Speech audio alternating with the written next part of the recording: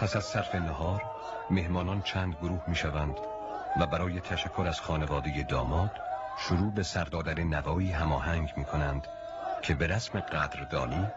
از جانب خانواده داماد بر سرشان نقل و نبات می پاشند و با سربریدن گوسفند آنها را برای شام نیز دعوت می کنند.